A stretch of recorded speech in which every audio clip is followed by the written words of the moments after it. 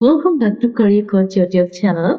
අද අපි ඔයගලන්ට කියලා දෙනවා නව ශ්‍රීලන්තයේ රැකියා සිහිනයක් සබා කරගන්නේ කොහොමද කියලා සහ ඒ රැකියාවක් සොයා ගැනීමේදී අවශ්‍ය කරන මාර්ගෝපදේශය A to Z අද අපි ඔයගලන්ට කියලා දෙන්න බලාපොරොත්තු වෙනවා. බොහෝ ශ්‍රී ලාංකිකයන්ගේ සිහිනයක් බවට පත්ව තිබෙන නව ශ්‍රීලන්තය ඉහළ ජීවන තත්ත්වයක්, සුරක්ෂිත පරිසරයක් සහ ඉහළ වැටුප් සහිත රැකියා අවස්ථා ලබා දෙන රටක්. නමුත් නිවැරදි තොරතුරු නොමැතිකම නිසා බොහෝ දෙනෙකු අතරමං වීම හෝ වංචාකරුවන්ට හසුවීම සුලභ දැසුණා. අද අපි මේ මාර්ගෝපදේශය සකස් කරලා තියෙන්නේ ඔබව මුල සිට අගටම නිවැරදි මාවතේ ගෙන යාම සඳහා. මේක හුදෙක් රැකියාවක් සොයා ගැනීම සඳහා පමණක් නොවේ. ඔබේ CV එක සකස් කර ගැනීමේ ඉඳලා වීසා ලබා ගැනීම දක්වා සහ නව ශ්‍රීලන්තයට ගොඩ බසින තෙක් අවශ්‍ය සියලුම කරුණු කාරණා කෙරෙහි ඔබට අවබෝධයක් ඇති කිරීම සම්බන්ධයෙන් තමයි අද මේ වීඩියෝ එක සකස් කරලා තියෙන්නේ. ඒ වගේම නව ශ්‍රීලන්තේ රැකියාව ඇප්ලයි කරන වෙබ්සයිට් සම්බන්ධයෙන්ත් අපි අද මේ වීඩියෝ එකේදී ඔයගොල්ලොත් එක්ක කතා කරනවා. හරි, අපි මුලින්ම කතා කරමු නව ශ්‍රීලන්තයේ රැකියාව වෙළඳපොළ සම්බන්ධයෙන්. නව ශ්‍රීලන්තයේ රැකියාව වෙළඳපොළ අනිකුත් රටවලට වඩා තරමක් වෙනස්. ඒක කුඩා නමුත් තරඟකාරී වෙළඳපොළ. මේදී කිවි එක්ස්පීරියන්ස් එබඳත් නව ශ්‍රීලන්තය පළපුරුද්දන්ට විශාල තැනක් ලැබෙනවා. නමුත් බිය වෙන්න එපා. විදේශීය පළපුරුද්දක් ඇති අයට අවස්ථා බහුලයි. විශේෂයෙන්ම මම මේ කියන අංශවල විශාල රැකියා පුරප්පාඩු ප්‍රමාණයක් අද වෙනකොට නව ශ්‍රීලන්තයේ උද්ගත වෙලා තිබෙනවා. අපි බලමු මොනවද ඒ කියලා. මේදී වෛද්‍යවරුන්, හෙදියන්, සාත්තු සේවකයන් වගේ අයට රැකියාව විශාල ප්‍රමාණයක් අද වෙනකොට නව ශ්‍රීලන්තයේ රැකියාව වෙළඳපොළේ දක්නට ලැබෙනවා. ඊළඟට ඉදිකිරීම් ක්ෂේත්‍රය, කන්ස්ට්‍රක්ෂන්, ඉංජිනේරුවන්, බඩු කාර්මිකයන්, පයිප් කාර්මිකයන් ඒ විශාල ශ්‍රම හිඟයක් අද වෙනකොට නිව්සීලන්ත වල උද්ගත වෙලා තියෙනවා.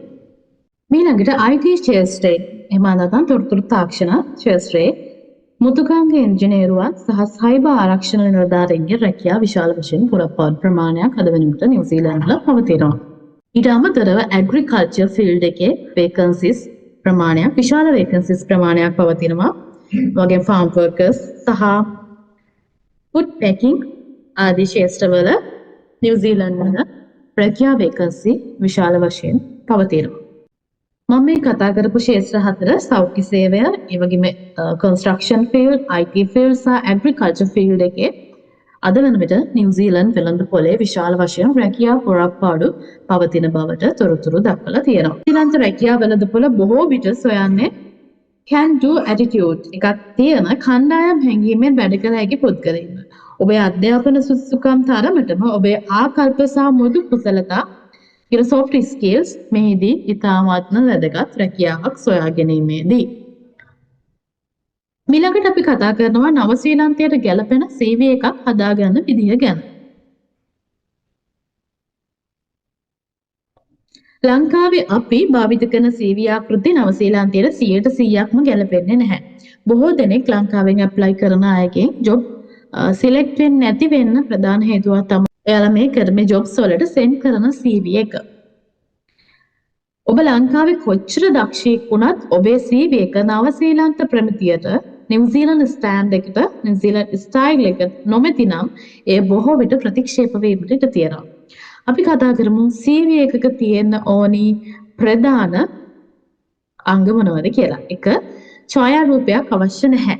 අපි ලංකාවේ ජොබ් වලට ඇප්ලයි කරනකොට CV වලට ෆොටෝ එකක් ඇඩ් කරත් කිසිදු ඡායාරූපයක් නිව්සීලන්ත ෆෝමැට් එකට, ඒ වගේම කැනඩා CV හදනකොට ඒවට ඇඩ් කරන්න නැහැ. ඒක අනිවාර්යයෙන්ම ඔබ දැනගත යුතු කාරණාවක්. ඒක ඔබට ජොබ් එක සිලෙක්ට් වීමේ සම්භාවිතාවය අවම වීමට විශේෂ හේතුවක් වෙන්න පුළුවන්. දෙවෙනි කාරණාව තමයි පෞද්ගලික තොරතුරු සීමා කරන්න අවශ්‍යයි. ඒ කියන්නේ වයස, ආගම, ජාතිය, විවාහක අවිවාහක බව, ස්ත්‍රී පුරුෂ භාවය වගේ දේවල් CV එකට ඇඩ් කරන්නේ නැහැ. අවශ්‍ය වෙන්නේ ඔබේ නම, දුරකථන අංකය, WhatsApp තිබේ නම් දුරකථන අංකය සහ ඊමේල් ලිපිනය සහ LinkedIn එක පමණයි.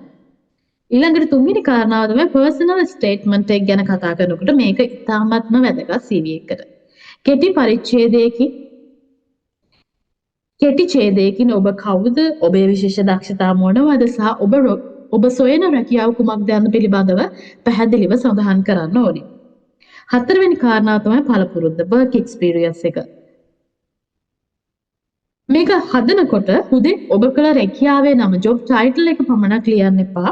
ඔබ එම රැකියාවේදී කළ කාර්යයන් සහ ලබාගත් ජයග්‍රහණ achievements bullet points ඇත්තේ මේකෙදි දක්වන්න ඕනේ. උදාහරණයක් විදිහට අපි කියමු විකුණුම් කළමනාකරුවෙකු ලෙස සේවය කරන කෙනෙක් එයාගේ රැකියාව විකුණුම් කළමනාකරුවෙක් කියලා විදිහට ලියලා ඒ රැකියාව සිදු කරපු වසර සඳහන් කරාට පමණ ප්‍රමාණවත් වෙන්නේ නැහැ. වසරක් තුළ විකුණුම් 120කින් ඉහළ නැන්විය හැකි ලෙස ලිවීමෙන් ඒ CV එක වඩා ත්‍රබල මට්ටමකට ගෙන්න පුළුවන්. පස්වෙනි කාරණාව තමයි referees කියන එක. අපි ගැන ඔබ ගැන විමසන්න පුළුවන් පුද්ගලයා. මෙහිදී ඒක සඳහන් කිරීම අවශ්‍ය වන්නේ නැහැ. available on request කියන එක සඳහන් කරපුවාම ගොඩක් ප්‍රමාණවත්. ඒ කියන්නේ අවශ්‍ය නම් තොරතුරු ලබා දෙන්න පුළුවන් කියන කාරණාව සඳහන් කරන්න. ඒ වගේම තමයි cover letter එකේ තියෙන වැදගත්කම ගැන මම කතා කරන්න. බොහෝ දෙනෙක් දන්නේ නැහැ මේ cover letter එකක් කියන්නේ මොකක්ද කියලා. නිව්සීලන්ත වල විතරක් නෙමෙයි ලංකාවේ ජොබ් වලටත් ඔබ apply කරනකොට මේ cover letter එක CV එකට ඉහළින් add කිරීම අනිවාර්යයෙන්ම වැදගත්. කිසිම විටක cover letter එකක් නොමැතිව CV එකක් යවන්න එපා. cover letter එක හරහා ඔබ එම ආයතනය ගැන දන්නා බවත් එම රැකියාවට ඔබ විශේෂයෙන්ම උනන්දු වන්නේ ඇයිදයි පෙන්වා දිය යුතුයි. ඒක සාමාන්‍යයෙන් පොදු ආකෘතියක් නොවිය යුතුයි. ඒ වගේම රැකියාව විවිධ තනතුරු වලට අනුව එම අදාළ රැකියාවේ තනතුරට අනුව ලියවිච්ච cover letter එකක් වෙන්නත් ඕනේ. ඉතින් මුලින් කියනවා ඔයගොල්ලෝ තනියම CV හදාගන්න දන්නේ නැත්නම් මම මේ මෙන්ෂන් කරන ආයතනය හරහා ඔයගොල්ලන්ට පුළුවන් powerful CV එකක් සහ cover letter එකක් හදාගන්න මම මේ කියපු කාරණා ඇතුළත් කරලා. ජොබ් ඇප්ලයි කරලා ඉන්ටර්විව් වලට කතා කරන්නේ නැද්ද? පරණ ආකෘතියේ CV එකක්ද තියෙන්නේ? ඔබ දන්නවාද ඔබේ සිහින රැකියාවේ මුල්ම තෝරා ගැනීම ඔබේ නිර්මාණශීලී CV එක බව? ඉතින් අපි ඔයාගේ CV හදන වැඩේ හරියට කරලා දෙන්නම්. සම්බන්ධ වෙන්න අපත් සමග සිටිචො CV ක්‍රියේටර්ස්. ඔබේ ප්‍රොෆෙෂනල් CV නිර්මාණයට අප තෝරාගත යුත්තේ ඇයි? ලංකාවේ අඩුම මිල ගණන්, පැය 24ක සුවනශීලී හා කඩිනම් සේවාව, කලර් ෆෝමැට් සහ ATS friendly CV එකක් ලබා ගැනීමේ හැකියාව, ඔබේ වෘත්තියට අදාළ කීවර්ඩ් ඇතුළත් කිරීම, ඔබට අවශ්‍ය ඕනෑම රටකට අනුකූල ලෙස CV එක නිර්මාණය කිරීම, lifetime නොමිනි CV අප්ඩේට් කර දීම. මේ දැන්ම සම්බන්ධ වන්න අප සමගින් 072 350 964. CV හදාගන්න දන්නේ නැති කෙනෙක් ඉන්නවා නම් මේ ආයතනය කන්ටැක්ට් කරලා ඔබේ CV එක හදාගන්න පුළුවන්. බොහෝ ඒජන්සි CV හදන්නේ මේ ආයතනයත් එක්ක එකතු වෙලා. හරි. ඊළඟට අපි කතා කරමු දැන් කතා කරා CV එකක් හදාගන්නේ කොහොමද කියලා. තුන්වෙනි කාරණාව තමයි රැකියාව සොයාගන්න පුළුවන් හොඳම වෙබ්සයිට් මොනවද නවසීලන්තේ ජොබ් වලට ඇප්ලයි කරන්න. ඔයගලන්ට පෙන්නලා තියෙන මම මෙතන වෙබ්සයිට් කිහිපයක්. මේක තමයි නවසීලන්තේ රැකියාව සොයාගන්න තියෙන ප්‍රධානතම වෙබ්සයිට් එක seek.co.nz.lk කියන වෙබ්සයිට් එක. seek.lk කියලාම සරලව හැමෝම දන්න වෙබ්සයිට් එක. ගොඩක් අය ලංකාවේ අය සහ ෆොරිනර්ස්ලා නිව්සීලන්ත වල ජොබ් වලට ඇප්ලයි කරන මේ වෙබ්සයිට් එක හරහා. ඊට අමතරව TradeMe Jobs කියන වෙබ්සයිට් එක සහ LinkedIn New Kiwis කියන වෙබ්සයිට් එක. මේ වෙබ්සයිට් හරහා ප්‍රධාන වෙබ්සයිට් හතර ලංකාවේ කට්ටියට නිව්සීලන්ත ජොබ් වලට ඇප්ලයි කරන්න පුළුවන්. මේ තමයි Seek වෙබ්සයිට් එක. මේකෙදි ඔබට අදාළ ජොබ් එක, ලොකේෂන් එක හැම දෙයක්ම තෝරලා මේකෙදි ඔබට රැකියාව සඳහා ආයතන කරන්න පුළුවන්. මේ තියෙන්නේ මම කලින් පෙන්නපු seek.co.nz වෙබ්සයිට් එක. මේක ලංකාවේ අංක 1 රැකියාව වෙබ් අඩවිය. මේ ඔබට ඔබේ ශේත්‍රය, ඉන්ඩස්ට්‍රි එක, කැමති නගරය සහ බැටු පරාසය අනුව රැකියාව ෆිල්ටර් කරන්න පුළුවන්කම තියෙනවා.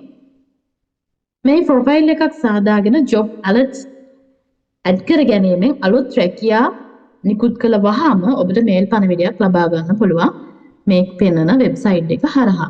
දෙවෙනි වෙබ්සයිට් එක තමයි මම මේ සඳහන් කරලා තියෙන TradeMe වෙබ්සයිට් එක. මේක ගැන කතා කරොත් මේකත් ඉතාම ජනප්‍රිය වෙබ්සයිට් එකක්. විශේෂයෙන්ම වෙළඳ සහ තාක්ෂණික අංශවල රැකියාව සඳහා මේක ගොඩක්ම ප්‍රයෝජනවත් වෙන වෙබ්සයිට් එකක්. ඒ රැකියාව හොයාගන්න පුළුවන්. ඉතාමත් පහසුවේ කීවර්ඩ්ස් ඇඩ් කරන්න පුළුවන්. කැටගරි යටතේ මෙතනින් අපිට ජොබ් තෝරන්න පුළුවන්. ඇග්‍රිකල්චර් ෆීල්ඩ් එකේ නම් ඒක ඇතුලේ ෆාම් වර්කර්ස්, ඒ හැම ෆීල්ඩ් එකක් සම්බන්ධයෙන්ම හෙල්ත් කෙයාර්, ඒ වගේම කෙයාගිවර්, මේ හැම වේකන්සි එකක් සම්බන්ධයෙන්ම තොරතුරු මේකේ කැටගරි කරලා අපිට ඒ අදාළ ෆීල්ඩ් එකට ගිහිල්ලා නිව්සීලන්ත කියලා තෝරලා අපිට මෙතන සර්ච් කරාට පස්සේ ජොබ් එක හොයාගන්න ඉතාමත්ම පහසුයි. ඊට අමතරව LinkedIn ගැන කතා කරා. ඒකේ වෘත්තීය මට්ටමේ රැකියාව සඳහා LinkedIn කියන්නේ අත්‍යවශ්‍ය වෙබ්සයිට් එකක්. නිව්සීලන්ත වල බොහෝ බඳවා ගන්නා රික්‍රූටර්ස්ලා LinkedIn හරහා ඍජුවම සුසුකම් ඇති අයව සොයනවා. ඔබ LinkedIn ගිණුම open to work on කරලා ලොකේෂන් එක නිව්සීලන්ත විදියට සකසලා ඒ වගේම මේ නිව්කිව්ස් කියන වෙබ්සයිට් එක මේක විදේශිකයන්ට නිව්සීලන්ත වල රැකියාව සොයා ගැනීමට උපකාර කිරීම සඳහාම සැකසුණු වෙබ් අඩවියක්. මෙහි ලියාපදිංචි වීමෙන් ඔබට නොමිලේ උපදෙස් සහ සේවාවන් ලබා ගන්න පුළුවන් නිව්සීලන්ත වල රැකියාව සම්බන්ධයෙන්. ඊට අමතරව අතිරේක වෙබ්සයිට් තමයි මම මේ දාලා තියෙන්නේ. මේ වෙබ්සයිට් සියල්ලගේම ලින්ක්ස් මම ඩිස්ක්‍රිප්ෂන් බොක්ස් එකේ දාන්න. ඔයගලන්ට පුළුවන් එකෙන් ගිහලා සර්ච් කරලා ඔයාලගේ ෆීල්ඩ් එකට අදාළ රැකියාවලට අයදුම් කරන්න. හරි, ඊට පස්සේ අපි කතා කරනවා වීසා වර්ග සහ ග්‍රීන් ලිස්ට් ගැන. රැකියාවක් සොයා ගැනීම පමණක් ප්‍රමාණවත් වෙන්නේ නැහැ. ඔබට නිවැරදිව වීසා බලපත්‍රයක් විය යුතුයි. නිව්සීලන්ත රජය විසින් හඳුන්වා දීලා තියෙන ග්‍රීන් ලිස්ට් නැත්නම් අපි කියන හරිත ලයිස්තුව කියලා එක. ශ්‍රී ලංකේට ඉතාමත්ම වැදගත්. දැන් අපිට ප්‍රශ්නයක් එන්න පුළුවන් මොකද්ද මේ ග්‍රීන් ලිස්ට් කියලා කියන්නේ? මේක නිව්සීලන්ත වල දැඩි හිගයක් පවතින කුසලතා සහිත රැකියා ලයිස්තුවක්. මේ කොටස් දෙකකට බෙදලා තියෙනවා. පළවෙනි කොටස තමයි නිම රැකියා ලයිස්තුවේ ඇති රැකියාවක් ඔබට ලැබුණොත් ඔබට කෙලින්ම ස්ථිර පදිංචිය සඳහා ඉල්ලුම් කරන්න පුළුවන්. විශේෂයෙන් වෛද්‍යවරුන්ට, ඉංජිනේරුවන්ට, IT ෆීල්ඩ් එකේ අයට මේක ගොඩක් වැදගත්. මේකේ දෙවෙනි කොටස තමයි මේ දෙවෙනි ලයිස්තුවෙන් රැකියාවක් කරලා වසර 2කට පසු ස්ථිර පදිංචිය work to residence සඳහා ඉල්ලුම් කරන්න පුළුවන්. උදාහරණ වශයෙන් ටීචර්ස්ලා, හෙදියන්ට සහ කාර්මික ශිල්පීන්ට මේ යටතේ අයදුම් කරන්න පුළුවන්.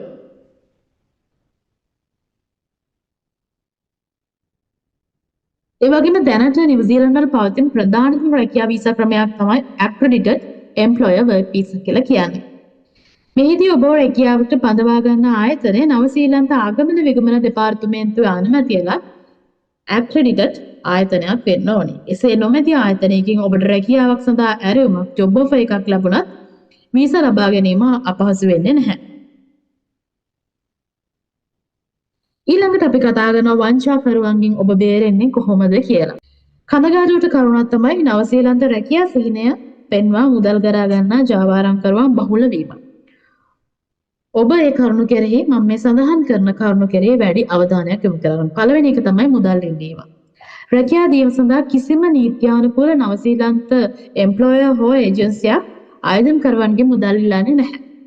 කවුරුන් හෝ ජොබ් ඔෆර් ලෙටර් එකක් එවන රුපියල් ලක්ෂයක් ඕනේ කිව්වොත් ඒක අනිවාර්යයෙන්ම වංචාවක්. දෙවෙනි එක තමයි නිල නොවන ඊමේල් @gmail.com සහ @yahoo.com කියන වෙබ් ලිපිනයන්ගෙන් ලැබෙන ජොබ් ඔෆර්ස් විශ්වාස කරන්න එපා. සැබෑ සමාගම් වලට ඔවුන්ගේම ඩොමේන් නාමයක් තියෙනවා. ඒ හරහා තමයි ඔවුන් ඊමේල් කරන්නේ. ඒ වගේම තමයි WhatsApp මගින් සම්මුඛ පරීක්ෂණ වෘත්තීය මට්ටමේ සම්මුඛ පරීක්ෂණ බොහෝ විට පවත්වන්නේ Microsoft Teams Zoom හරහා තමයි සිදු වෙන්නේ. WhatsApp හරහා chat කර රැකියාව ලබා දීම ඉතාම සැකසහිත. මේවට අහු වෙන්න එපා. ගොඩාක්ම Facebook වල මේක අද වෙනකොට ගොඩාක් ප්‍රචලිතයි. රැකියාව දෙනවා කියලා Facebook එකෙන් එයාලට ෆෝම් එකක් එවනවා ෆිල් කරන්න කියලා. ඒක WhatsApp හරහා එවන්න කියලා එයාලගේ WhatsApp නම්බර් එක දෙනවා. ඊට පස්සේ මෙච්චර මුදලක් බඳින්න කියනවා වීසා වලට. ඒක බැන්දට පස්සේ ආව බ්ලොක් කරලා දානවා. ඉතින් මේ වගේ වංචාවලට අහු වෙන්න එපා කිසිම විදිහකින්. ලීගලි අපි නිව්සීලන්ත ජොබ් එකකට ඇප්ලයි කරනවා නම් මම අර කියපු Indeed, JobSeek මේ වගේ වෙබ්සයිට් හරහා තමයි ඇප්ලයි කරන්න තියෙන්නේ. හරි, අපි කියමුකෝ ඔබ එහෙම ආයතන කරලා ඔබට ජොබ් එකක් ලැබුණා. ඒකදී අපි කතා කරමු ඉන්ටර්විව් එකට කොහොමද ඔබ මුහුණ දෙන්නේ කියලා. ඒකෙදී ඔබේ CV එක තේරිපත් වුණොත් ඊළඟ පියවර තමයි සම්මුඛ පරීක්ෂණය. ලංකාවේ සිටින ඔබට මෙය ඔන්ලයින් හරහා තමයි සිද්ධ වෙන්නේ. වෙලාව ගැන කතා කරොත් නිව්සීලන්ත සහ ලංකාව අතර පැය 6:00ක 7:00ක වගේ කාල පරාසයක වෙනසක් තියෙනවා. එතකොට ඔබ රික්‍රූටර්ස්ලා දෙන වෙලාව ලංකාවේ වෙලාවට හරවාගෙන කලින් ඉන්ටර්විව් එකට සූදානම් වෙන්න ඕනේ. දෙවෙනි කාරණා තමයි ස්ටාර් ක්‍රමය. සම්මුඛ පරීක්ෂණයේදී ප්‍රශ්න වලට පිළිතුරු දීමේදී ස්ටාර් ක්‍රමය අනුගමනය කරමු. මොකද මේ ස්ටාර් ක්‍රමය කියලා කියන්නේ? S කියන්නේ situation, T කියන්නේ task, A කියන්නේ action, R කියන්නේ result. මේ ක්‍රමය භාවිත කරන්න පුළුවන් ඔබට ඉන්ටර්විව් එකට ෆේස් කරනකොට. ඒ කියන්නේ ඔබට මුහුණ දීමට සිදු වූ අවස්ථාවක්, එහිදී තිබූ අභියෝග, ඔබ යටගත් ක්‍රියාමාර්ග සහ ප්‍රතිඵල පිළිබඳව ඔබට විස්තර කරන්න පුළුවන්. ඊළඟ කාරණා තමයි සංස්කෘතිය ගැන දැනගන්න අවශ්‍යයි. නිව්සීලන්ත ජාතිකයන් ඉතා මිත්‍රශීලී. සම්මුඛ පරීක්ෂණය පටන් ගන්නා විට කියාවරා කියලා ආචාර කිරීමෙන් ඔබට ඔවුන්ගේ සංස්කෘතියට ගරු කරන බව පෙන්වන්න පුළුවන්. ඊළඟ තමයි ප්‍රශ්න අහන්න. අන්තිමට ඔබට ප්‍රශ්න තියෙනවාද කියලා ඉන්ටර්විව් එකේදී ඉන්ටර්විව් ඉවරන කිට්ට වෙලා අහලා. ඒ වෙලාවට ඔබ නිහඬව ඉන්න එපා. සමාගමේ සංස්කෘතිය ගැන හෝ ඉදිරි ව්‍යාපෘතිය ගැන ප්‍රශ්නයක් ඇසීමෙන් ඔබේ උනන්දුව එයාලට පේනවා. ඒ නිසා මේ වගේ ප්‍රශ්නයක් යොමු කරන එක වඩා සුදුසුයි. අවසාන වශයෙන් අපි කතා කරනවා රැකියාව සහ වීසා ලැබුණාට පස්සේ ඊළඟ අභියෝගය වන්නේ පදිච්චියට යව සම්බන්ධයෙන්. ඒකදී accommodation. නවසීලන්තයට ගියපු මුල් සති කිහිප සඳහා తాවකාලික නවාතැන් හොස්ටල් ලංකාවේ සිටම වෙන් කරවා ගන්න පුළුවන්. වගේම ගියක් කුලියට ගන්නවා කියන එක තරමක් මිල අධිකයි. ඒ නිසා weekly rent එක නිවසක් කුලියට ගන්නවා නම් ගෙවන එක සාමාන්‍ය ක්‍රමයක් වෙනවා. ඒ වගේම IRD නම්බර් එකක් ගන්න ඕනේ, බදු අංකයක්, මෙන්න මේ වගේ කීපයක් සිදු කරන්න තියෙනවා නවසීලන්ත වලට ගියාට පස්සේ ඔබ රැකියාවක් ලබාගෙන. නිසා අපි කතා කරා ඒ වගේම ට්‍රාන්ස්පෝර්ට් ගැන කතා කරනකොට නිව්සීලන්ත වල ප්‍රවාහනය බස් දුම්රිය හොඳ මට්ටමක පවතිනවා. නමුත් නගරයේ ඈත ප්‍රදේශයකට වැඩ කරනවා නම් වාහනයක් අත්‍යවශ්‍යයි. ජාත්‍යන්තර රියදුරු බලපත්‍රයක් ඉන්ටර්නැෂනල් ඩ්‍රයිවිං පර්මිට් එකක් රැගෙන යාම මේකෙදි ගොඩාක් වාසිදායකයි. ඔබට එහෙ ගියාම ඩ්‍රයිවිං ජොබ් එකකට යනවා නම් මේ කියන ඉන්ටර්නැෂනල් ඩ්‍රයිවිං පර්මිට් එකක් රැගෙන යාම කියන එක අත්‍යවශ්‍යම කාරණා. ඉතින් නිව්සීලන්ත රැකියාවක් සොයා ගැනීම එක රැයකින් කරන්න පුළුවන් දෙයක් නෙමෙයි. මේක මාසයක්, මාස දෙක තුනක කට්ටක් ගන්න වෙනවා. මේක ප්‍රතිඵල භුක්ති විඳින්න. ඒකට ඉවසීම, කැපවීම, නිවැරදි සැලසුම් කිරීම අත්‍යවශ්‍යයි. අද අපි මේ වීඩියෝ එකෙන් සඳහන් කරපු කරුණු පිළිපදමින් ක්‍රමානුකූලව ඔබේ ගමන ආරම්භ කරන්න ඔබට පුළුවන්. අසාර්ථක වීම හැම ධෛර්යමත් වෙන්න එපා. නිවැරදි සුදුසුකම් සහ ආකල්ප ඇති ශ්‍රී ලාංකිකයන්ට නවසීලන්තයට ගිහිල්ලා ඔබේ අනාගතය දීප්තිමත් කරගන්න පුළුවන්. හැමෝටම මේ ශක්තිය ධෛර්යය ලැබෙන්න කියලා මම ප්‍රාර්ථනා කරනවා. ඒ වගේම අපේ channel එක subscribe කරලා නැති කෙනෙක් ඉන්නවා නම් subscribe කරලා bell icon එක click කරලා තියන්න. අපි දිගටම ඉදිරියට නිව්සීලන්ත, කැනඩා, ඕස්ට්‍රේලියා මේ වගේ රටවල job vacancy වලට apply කරන විදිය සම්බන්ධයෙන් වීඩියෝ අපිට අරගෙන එන්න බලාපොරොත්තු වෙනවා. ඒ වගේම මම වෙනම මේ වෙබ්සයිට් වලින් කොහොමද job search කරන්න කියලා ඊළඟ වීඩියෝ එකකින් ඔයගොල්ලන්ට අරගෙන එන්න. එහෙනම් ගිහින් එන්න හැමෝටම සුබ දවසක්.